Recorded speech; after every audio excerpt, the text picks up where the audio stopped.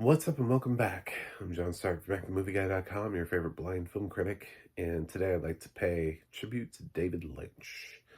Um, I had the opportunity when I saw his passing.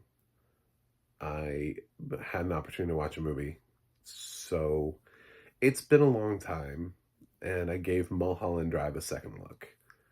Um, it's sort of an odd way to pay tribute, but I have to kind of pay tribute where audio description exists.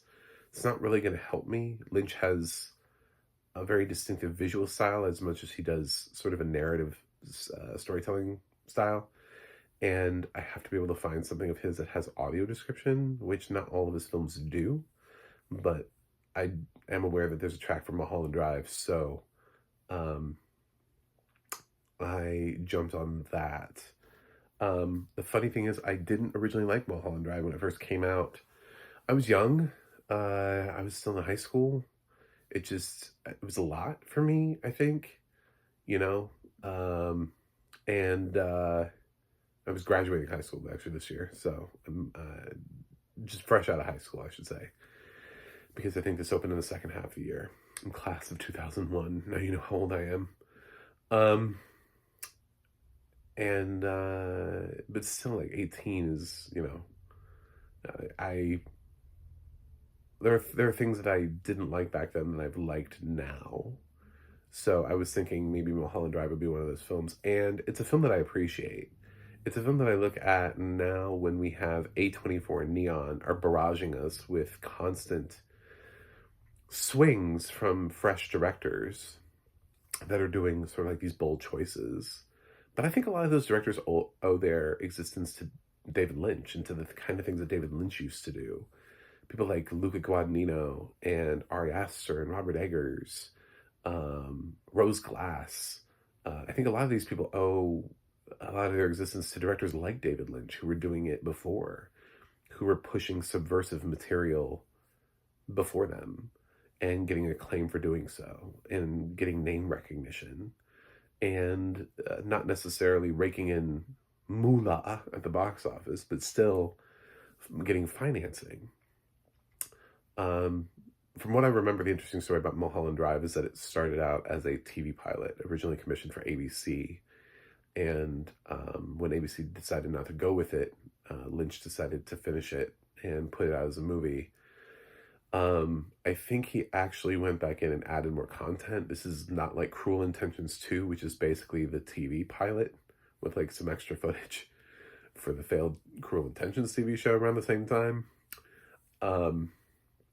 Which is why it's 2.5 hours long instead of, because when you're doing a TV episode, even if ABC had given him 2 hours, that would have been 2 hours with commercials, for a pilot. So you're still talking about, he would have maybe been shooting for like an hour 40 pilot, at best. In those days, I don't know, commercial breaks have changed sort of as time progresses, but unless they were gonna get it sponsored for no commercial interruption or something like that. Whatever, it ended up not being a TV thing, so Lynch got to finish it and put it out there. The problem is that you can kind of tell that it's a TV show because this isn't like really a cinematic cast. It's a lot of sort of like unknown names that you feel like would have been in a TV show in 2001. Naomi Watts is sort of like the lead and the big draw here. So, but she wasn't a huge star in 2001. She's bigger now, but in 2001 she hadn't really quite burst onto the scene yet. So she was still a rising star. So the fact that she was going to anchor a David Lynch drama does not really surprise me. Kyle MacLachlan had done film before he did Twin Peaks. So sometimes people work with directors because they want to work with them. She just kind of lucked out and got into Mulholland Drive. So, looking at Lynch and looking stylistically at what he did, it's a unique movie. And it's a unique movie also because of how it was originally conceived and how Lynch pulled something else out of that.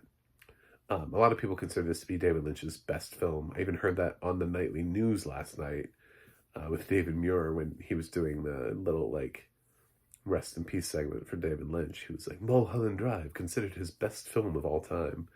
I was like, oh, thanks, David Muir. Well, it made me validate my choice yesterday. So, yeah, I think the thing is, I haven't seen all of Lynch's work, which is something that I need to do. So it's hard for me to declare that this is his best. I have a feeling it's probably not for me, not from my perspective. I find it a difficult watch. I'm not in love with the narrative and I'm not in love with the characters. But what I am in love with is David Lynch's directing, which is why when I see that this is a film that didn't get a Best Picture nomination, but yet David Lynch got a Best Director nomination, that's what I love about it. And usually the way I've always approached my Best Director list is I think about a film that was good, not even necessarily the best of the year, but that couldn't have existed in its form the way that without that director. You know what I'm saying? That feels somehow that director uniquely affected it in a very specific way. That it's not something that could have been directed by somebody else and then come out virtually the same.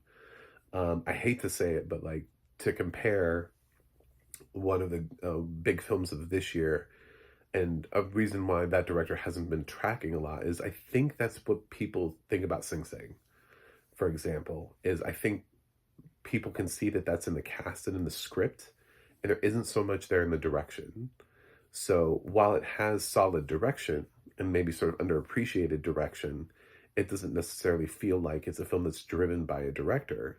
So if you're trying to narrow it down to a top five, you want to try to narrow it down to a top five of films that you feel like this film would not exist without this director. So Mulholland Drive would not exist without David Lynch. So if you like Mulholland Drive, of course you're going to vote for him, regardless of whether or not you vote for film. Even if it's not your top five film of the year, he could be your top five director because there could be a film that you really liked, but you liked it because of the actors, you liked it because of the screenplay, the score, the visual effects, whatever. But you also think about Mulholland Drive, and you're like, well, that's a uniquely David Lynch experience. And he'll go down in history as being one of the greatest auteurs of all time because of that, because he has such a distinct style. And I think that is what he leaves behind, is he's going to inspire a lot of people who are going to take big swings. He's not going to inspire people who want to direct, I don't know, Hallmark movies. Nobody's directing a Hallmark movie that's like, I'm a big fan of David Lynch. No, he's going to direct. He's inspiring people who take big swings. So unfortunately, he's no longer with us, and that's a loss to the film community. But thank you, Mr. Lynch. I did watch your film a second time, and while, again, I don't know how to rank it because I still need to watch more of your movies, which is a bit of a challenge due to lack of audio description on some of them. Maybe over time I will, so I can't do this is the best David Lynch film I've ever seen thing. I did find myself being able to appreciate Mulholland Drive more, I'll say that, the second time through. More stylistically, I've grown a lot, I've seen more movies. I'm an adult instead of fresh out of high school, so and I've seen more things that feel avant-garde or avant-garde adjacent. And Mulholland Drive definitely has that adjacent feel to it, where it's not full-on avant-garde, but it is, you could say, like it has some elements to it. So Naomi Watts is good in it, and so is Laura Herring. And I had a pretty good experience with it. But second time through, I'm going to leave myself the,